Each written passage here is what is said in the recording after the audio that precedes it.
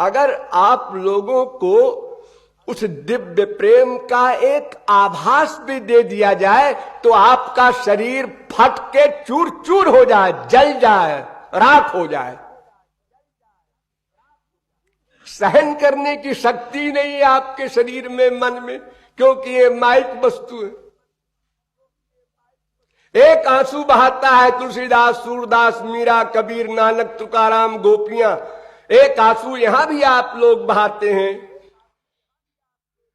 कभी कभी, लेकिन आपके आंसू और उनके आंसू में कितना बड़ा अंतर है ये आप सोच नहीं सकते।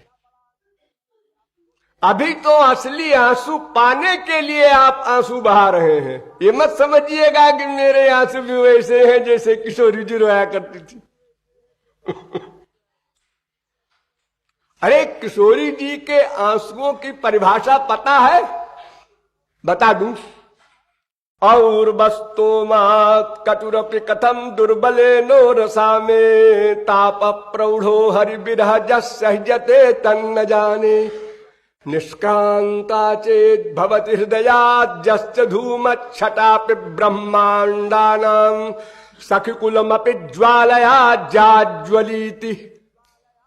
अगर किशोरी जी के उस विरह के टेम्परेचर का धुआं, जो आग जलती है उसका ऊपर एक काला काला धुआं सा दिखाई पड़ता है आपको, उसके ऊपर छाया सी दिखाई पड़ती है, उसको आभास कहते हैं।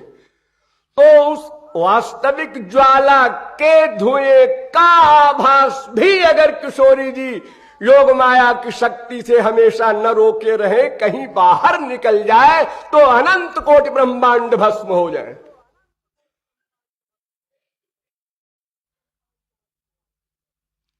ये बहुत बारीक बातें हैं।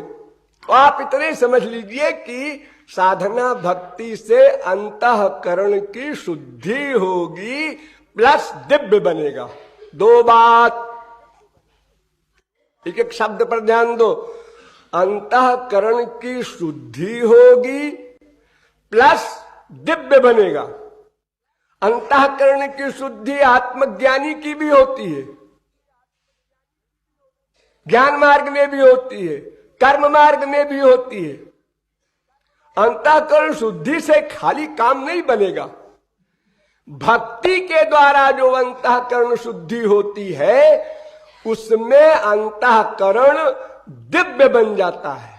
ये विशेष बात भक्ति मार्ग में है, ये बात ज्ञानवान में नहीं है।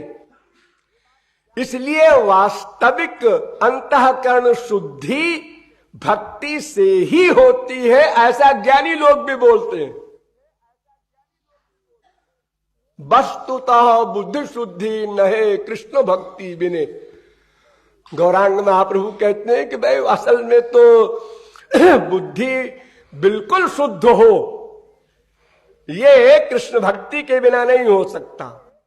क्यों? थोड़ा और गहराई में चलो। देखो, दो प्रकार की माया होती है, एक अविद्या, एक विद्या।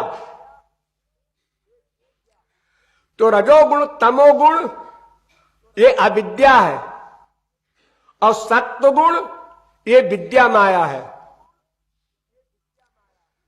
तो ज्ञानियों का जो आत्मज्ञानी है उन लोगों का रजोगुण तमोगुण समाप्त हो जाता है, यानी अविद्या माया समाप्त हो गई, विद्या माया बनी रहती है। विद्या माया में एक कमाल भी है। विद्या माया से उस सत्व गुण से इतना बड़ा आनंद मिलता है ज्ञानी को कि वो बेचारा समझता है बस इसके आगे और कोई आनंद हो ही नहीं सकता।